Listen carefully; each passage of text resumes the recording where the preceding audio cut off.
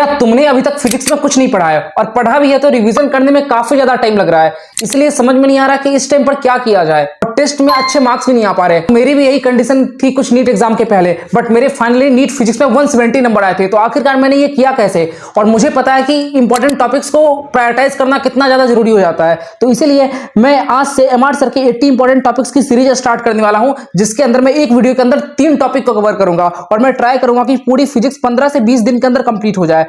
और 3 टॉपिक का मतलब है तुम्हारा 12 नंबर कंफर्म होंगे विद इन 12 मिनट्स। तो इस वीडियो को कोई भी देख सकता है, या तो तुम्हारी फिजिक्स अभी तक कंप्लीट हो गई हो तो रिवीजन के लिए यूज कर सकते हो, या तो तुम जीरो से स्टार्ट कर रहे हो तब भी इसको देख सकते हो। मैं इसमें A to Z चीजें एक्सप्लेन करने वाला हूं, और बहुत ही कम टाइम के अंदर ये चीज है, इसलिए अगर अभी चैनल पे नहीं हो तो चैनल को सब्सक्राइब कर देना, ताकि ऑल वीडियो की अपडेट तुम्हें मिलते रहे। तो इसी के साथ लेट्स स्टार्ट। आज के 3 टॉपिक होने वाले हैं हमारे photo electric effect, light source या पावर, और तीसरा है तुम्हारा डी ब्रॉगली वेवलेंथ। ठीक है, बात करते हैं फोटो इलेक्ट्रिक इफेक्ट की। ये क्या होता है, तो देखो, जब भी तुम मेटल सरफेस पे कोई भी लाइट इजेक्ट करते हो ना, लाइट मतलब फोटोन भी कहा जा सकता है, तो उसमें से क्या होता है, मेटल से इलेक्ट्रॉन बाहर होता है। और तुम्हें पता है जब भी इलेक्ट्रॉन मूव करेगा एक सर्किट के अंदर तो क्या प्रोड्यूस हो जाएगा, करंट प्रोड्यूस हो जाएगा। तो मतलब हमने लाइट इजेक्ट की, मेटल से इलेक्ट्रॉन बाहर आया और करंट प्रोड्यूस हुआ, इसको कहते हैं फोटो इलेक्ट्रिक इफेक्ट। तो अब इस चीज को थोड़ा डिटेल में समझते हैं। तो देखो, हर मेटल का एक वर्क फंक्शन होता है, ये जो तुम्हें साइन दिख रहा है ये वर्क फंक्शन का साइन है। और मान के चलो तुमने एक उस पर लाइट डाली जिसकी एनर्जी कितनी थी, ई थी, तो ई को हम लोग और किस फॉर्म में लिख सकते हैं, एच म्यू लिख सकते हैं भैया। एच मतलब क्या हो गया, प्लैंक्स कांस्टेंट, और म्यू मतलब क्या हो गया, फ्रीक्वेंसी हो गई। या फिर एस सी अपॉन लैम्डा के फॉर्म में भी लिख सकते हैं, अगर तुम्हें नहीं पता तो इसको याद कर लेना। ठीक है, अब बात करते हैं मेटल के ऊपर जैसे ही हमने लाइट डाली ना, मान के चलो तुमने मेटल के ऊपर 50 जूल की लाइट डाली, तो होता क्या है, मेटल इसमें से 30 जूल की एनर्जी खुद खा जाएगा, बोलेगा सबसे पहले यार मुझे एनर्जी दो, मुझे चाहिए। उसके बाद क्या होगा, तुम्हारा इलेक्ट्रॉन इजेक्ट होगा, और अगर 50 जूल तुमने डाली है तो 30 जूल मेटल खुद खा जाएगा, 20 जूल की एनर्जी निकलेगी जो कि इलेक्ट्रॉन की वेलोसिटी या काइनेटिक एनर्जी बना देगी। तो ये तुम्हारा मेनली कॉन्सेप्ट होता है। तो हम यहां पर लिख सकते हैं ना, ई जो लाइट की एनर्जी थी वो किसके बराबर होगी, जो मेटल खा गया, और दूसरा जो काइनेटिक एनर्जी ऑफ इलेक्ट्रॉन हो गया। और चीज यहां पर ध्यान रखने वाली बात है, मान के चलो कि तुमने यहां पर 20 जूल एनर्जी बस दी, और मेटल को कितनी एनर्जी चाहिए, 30 जूल। तो मेटल क्या बोलेगा, जब तक तुम 30 जूल मिनिमम एनर्जी मुझे नहीं दोगे तब तक मैं इलेक्ट्रॉन निकालूंगा ही नहीं। मतलब एक थ्रेशोल्ड फ्रीक्वेंसी नाम की चीज होती है कि उतनी मिनिमम एनर्जी या उतनी मिनिमम फ्रीक्वेंसी की एनर्जी तुम्हें देनी ही होगी, तभी इलेक्ट्रॉन बाहर निकलेगा। क्योंकि मेटल क्या कहता है, यार पहले तो मुझे 30 जूल खुद खाना है, या पहले मुझे इस वर्क फंक्शन जो है इतना एनर्जी तो खुद खाना है, उसके बाद तुम उससे ज्यादा दोगे तब मैं इलेक्ट्रॉन निकालूंगा, नहीं दोगे तो इलेक्ट्रॉन नहीं निकलेगा। तो आई थिंक तुम्हें समझ में आ गया होगा ये कॉन्सेप्ट क्या है। तो इसलिए हम लिख सकते हैं E इक्वल टू 5 मतलब work function plus K maximum. तो E equal to h mu, और 5 मतलब h mu naught. Mu naught क्या है यहाँ पर, थ्रेशोल्ड फ्रीक्वेंसी, इस चीज को याद रखना, प्लस के मैक्स। तो इसको ये फॉर्मूला बन जाता है, और म्यू को हम लोग किसके फॉर्म में रिप्रेजेंट कर सकते हैं, सी अपॉन लैम्डा। तो s c upon lambda equal to s c upon lambda naught plus K max, मतलब इस फॉर्म में भी लिखा जा सकता है। तुम्हें ये दोनों इक्वेशन याद रखनी है। अब तीसरे इक्वेशन का काम यहाँ पर आता है, मान के चलो तुम्हें लैम्डा है, किसी क्वेश्चन में एंगस्ट्रॉम में दिया गया है, एंगस्ट्रॉम में पूछा गया है, और तुम्हें एनर्जी ईवी इलेक्ट्रॉन वोल्ट में दी गई है, पूछी गई है, तो तुम आराम से इस फॉर्मूले को यूज कर सकते हो। बहुत ही शॉर्ट ट्रिक है, क्योंकि एच का अपना अलग वैल्यू होता है, सी का अपना अलग वैल्यू होता है, तो निकालने में टाइम लगता है। लेकिन अगर तुम्हें ये फॉर्मूला पता होगा ना, तो तुम इससे तुरंत निकाल दोगे और आंसर विद इन 10 सेकंड्स आ जाएगा। ठीक है, तो इसको याद कर ही लेना।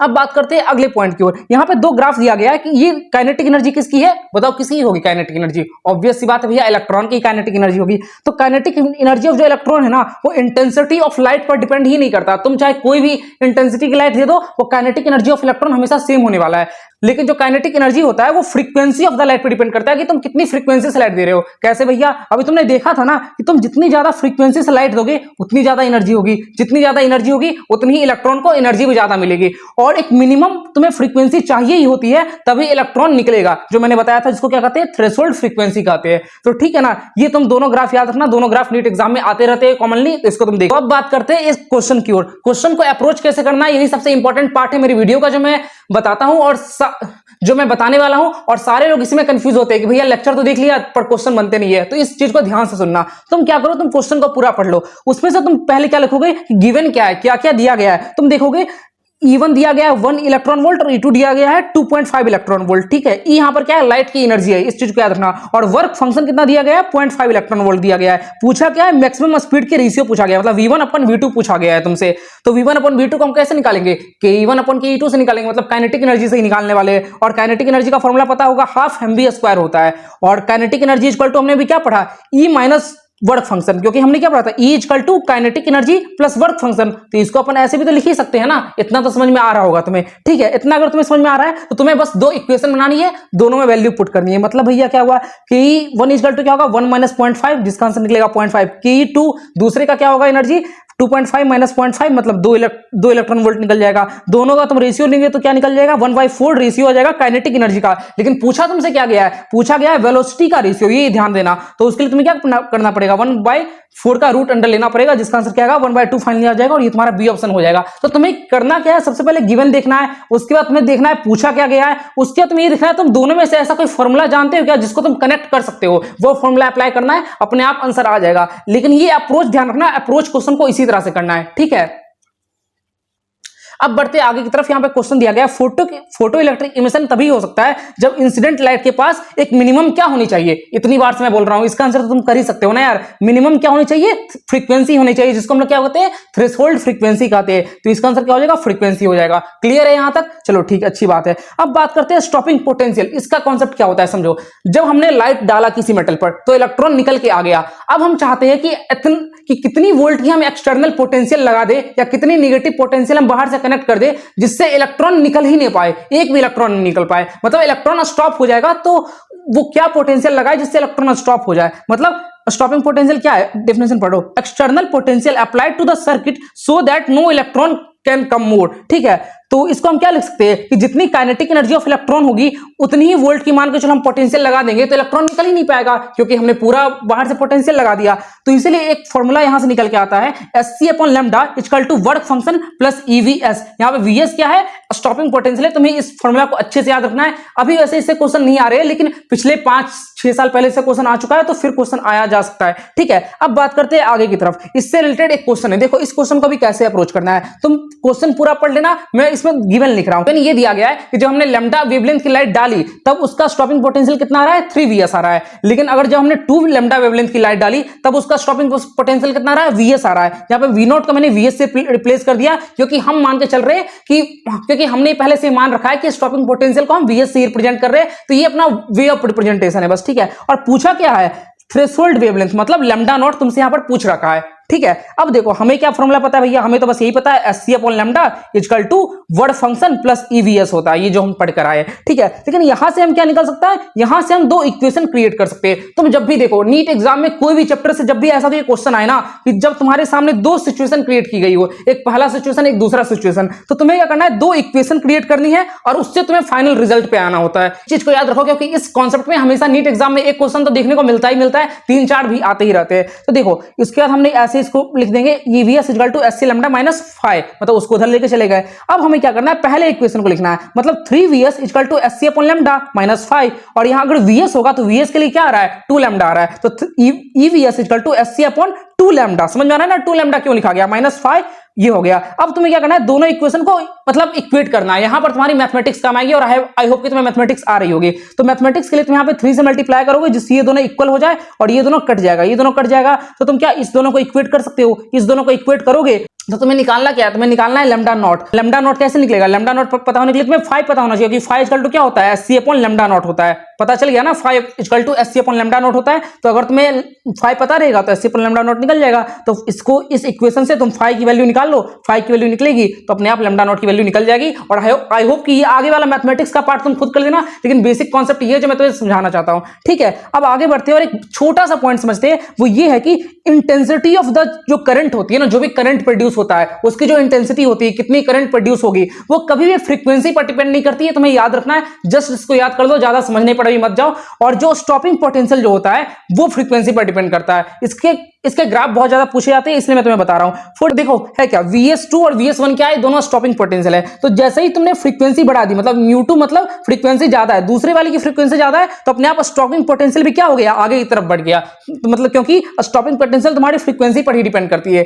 लेकिन जो तुम्हारा इंटेंसिटी ऑफ फोटो करंट है कि I1 जाएगा या I2 जाएगा, वो किस पर डिपेंड करता है, वो फ्रीक्वेंसी पर डिपेंड नहीं करता है। चाहे तुम कुछ भी फ्रीक्वेंसी रखो, वो तुम्हारा सेम ही आने वाला है। यहां पर तुम्हारा क्या हो जाएगा, μ1 इक्वल टू μ2। तुम्हें बस ये याद रखना है, इस दोनों स्टेटमेंट को याद रखो, स्टेटमेंट वाइज क्वेश्चन आ सकते हैं।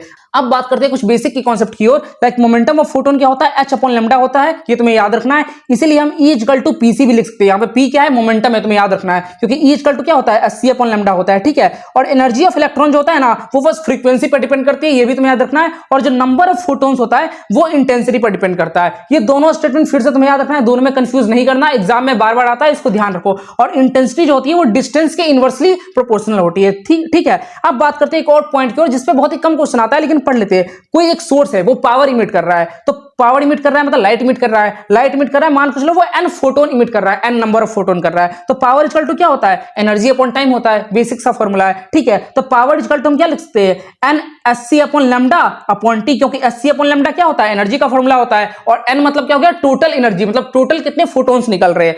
और यहां पर जो, और इस स्मॉल n को अगर हम कैपिटल n से रिप्लेस कर देंगे तो यहां पर क्या हो जाएगा, नंबर ऑफ फोटोन्स इमिटेड पर सेकंड। तो ये फॉर्मूला तुम याद कर सकते हो, क्या पता कभी क्वेश्चन आ जाए, पर बेसिक से चीज है। यहां पर ये इंटेंसिटी वाली चीज है, ये मैं शेयर कर दूंगा पीडीएफ में, ये कभी पूछा नहीं जाता है, इसलिए मैं इसको एक्सप्लेन नहीं कर रहा। तुम्हें पढ़ना होगा तो तुम इसको खुद से पढ़ लेना, मैं आगे की ओर बढ़ रहा हूं क्योंकि टाइम काफी ज्यादा लग जाएगा। अगर तुम्हें लगता है कि भैया आप ज्यादा एक्सप्लेन करो, सब कुछ एक्सप्लेन करो, टाइम ज्यादा लग जाए तब भी ठीक है, तो तुम कमेंट कर सकते हो, मैं बाद में एक्सप्लेन कर दूंगा।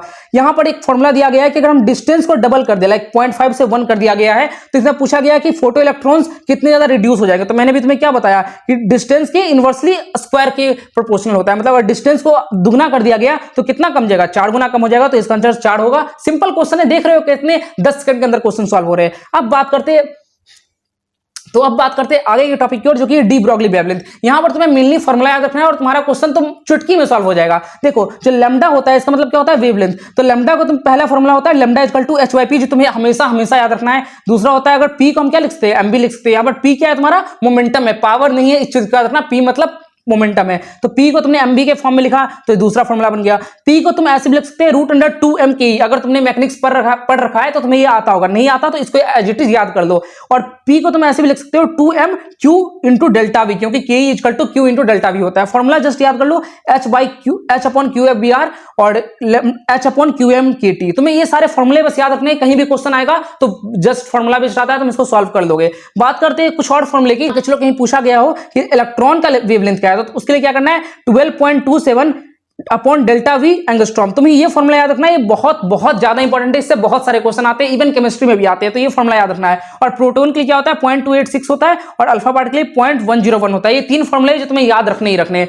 इसमें भी याद रखने हैं, मतलब सब कुछ याद रखना है। बात करते हैं ग्राफ की ओर, तो पी और तो अगर मोमेंटम और लैम्डा का ग्राफ बनाना चाहे तो P इक्वल टू क्या होता है, h अपॉन लैम्डा होता है, मतलब इनवर्सली प्रोपोर्शनल टू लैम्डा हो गया। तो ग्राफ क्या बनेगा, रेक्टेंगुलर हाइपरबोला। और ये ग्राफ 3-4 बार आ चुका है, तो इसको तो याद कर लेना, ठीक है। क्वेश्चन की बात करते हैं तो यहां पे दे रखा है कि इलेक्ट्रॉन को एक्सीलरेट किया जाता है v वोल्ट से, और उसकी डी ब्रोगली वेवलेंथ इतनी दे रखी है। तो पूछा गया v क्या है, तो सिंपल सी बात है यार, तुम्हें यहां पर क्या दे रखा है, लैम्डा दे रखा है, v पूछा गया है, तुम इसको कैलकुलेट करो और आंसर अपने आप आ जाएगा। मैंने वैसे कैलकुलेशन कर रखी है, लेकिन कैलकुलेशन करने की ट्राई तुम खुद से करना। बात करते हैं नेक्स्ट क्वेश्चन, इसमें क्या पूछा गया, इसमें lambda of the proton and lambda of the alpha particle दोनों की वेवलेंथ का रेशियो पूछा गया है। हमने यहां पे क्या पढ़ा था, lambda is inversely proportional to √m होता है। तुम देखो यहां पर, क्योंकि √2m के ही है, यहां पे दिया गया है कि तुम्हारा दोनों का एनर्जी सेम है, तो अपने आप m के प्रोपोर्शनल इनवर्सली प्रोपोर्शनल हो जाएगा। तो इसको अगर तुम कैलकुलेट करोगे तो अल्फा पार्टिकल का मास कितना होता है, 4 गुना ज्यादा होता है। तो इंटू 4 को √4 लोगे तो आंसर क्या आ जाएगा, 2 आ जाएगा। तो 2:1 आंसर हो जाएगा तुम्हारा। और ये फॉर्मूला हमने पढ़ा ही था, इसका क्या होगा तुम बता देना कमेंट पे, h अपॉन √3m/t। तो आई होप कि तुम्हें वीडियो अच्छी लगी होगी। वीडियो अच्छी लगी तो जितनी ज्यादा हो सके शेयर करना, वीडियो को लाइक कर देना, कमेंट कर देना, और सब्सक्राइब तो कर ही देना, क्योंकि ऐसी बहुत सारी वीडियो आने वाली है। पूरी 80 टॉपिक्स हम कवर करेंगे बिल्कुल फ्री में। तो इसी के साथ पढ़ते रहो, मचाते रहो। Love you all, bye bye.